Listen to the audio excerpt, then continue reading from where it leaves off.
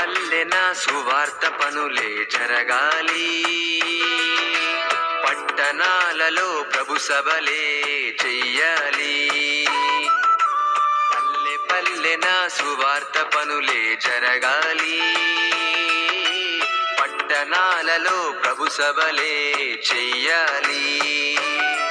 ప్రజలందరూ పిల్లలు వెళితే భార్య భర్తలు ఇద్దరు వెళ్ళరు. చూసారా ఎంత కుయుక్తి కలిగిందో అపవాది. మాయ చేసిందా? ఇక్కడే మాయ చేసింది, అందరినీ మాయ చేసింది. అది అందరినీ మాయ చేసి పాతాళానికి తీసుకువెళ్ళిపోతుంది, భయంకరమైన లోకానికి తీసుకువెళ్తుంది. అందుకే మనం భయభక్తులు కలిగి జీవించాలి, మన బ్రతుకులు మార్చుకోవాలి. అందుకే ఈ వాక్యం ఎలాంటిది? మనుషుల్లోని భయం పుట్టిస్తుంది ఈ వాక్యం. వాక్యం అంటే ఏంటి అనుకున్నారు?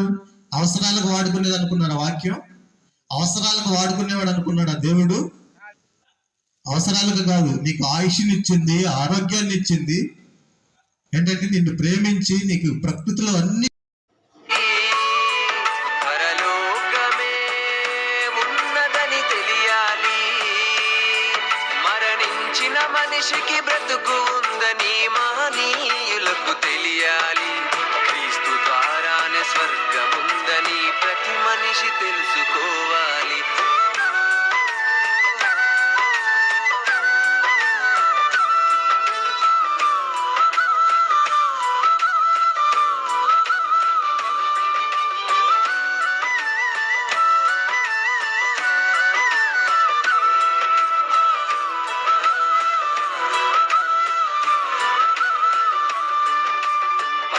పల్లెన సువార్త పనులే జరగాలి,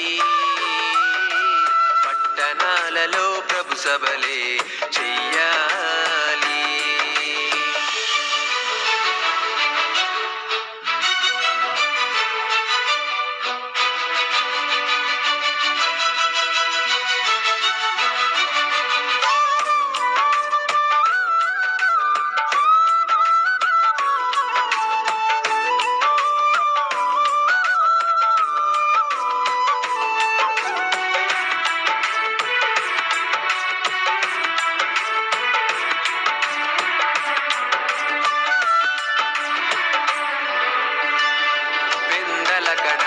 నీవు లేచి అందరితో నీవు కలిసి క్రీస్తు మరణం పునరుత్థానం ప్రకటించుచు పనులు చేస్తూ అందమైన లోకముందని ఆయుష్ ప్రభుకై ఖర్చు చేసి నిత్య జీవం పొందుకొనుమని ప్రకటించుచు సాక్షాత్మై క్రీస్తులా ప్రభుని కనపరిచి జీవితంలో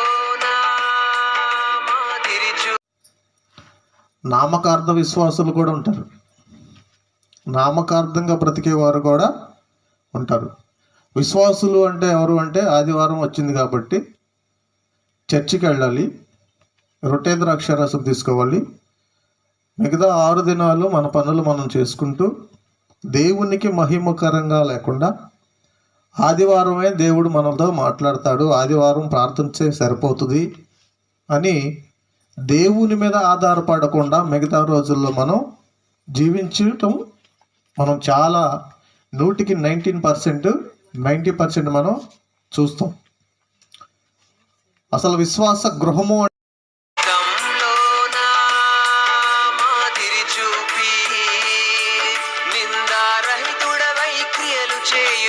సత్యముగా బ్రతకాలి, ఎదుటి వారికి మేలు చేయుచు కీడు చేయక బ్రతకాలి.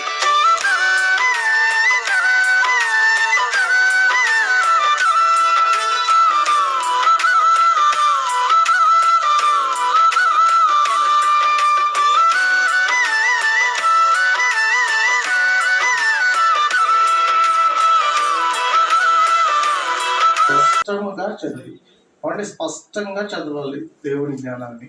బోధకులైన వాళ్ళు స్పష్టంగా చదవాలి, అర్థం చేసుకోవాలి, దాని ప్రాముఖ్యతను గుర్తెరగాలి. ఆ చదివిన వాక్యం ఆ స్పష్టత విభజించాలి. విభజన రకంగా వినిపించి జనులు బాగుగా గ్రహించినట్లు, వాక్యాన్ని బాగా గ్రహించగలిగినట్లు, ఆ వాక్యానికి ఉన్న ప్రాముఖ్యత ఏందో వాళ్ళకు తెలిసినట్లు, దేవుని మాటలో ఉన్న శక్తి ఏందో వాళ్ళకి తెలిసినట్లు అర్థం చెప్పాలి. దానికి అర్థము చెప్పారు వాళ్ళు. పల్లె పల్లెన సువార్త పనులే జరగాలి, పట్టణాలలో ప్రభు సభలే చెయ్యాలి.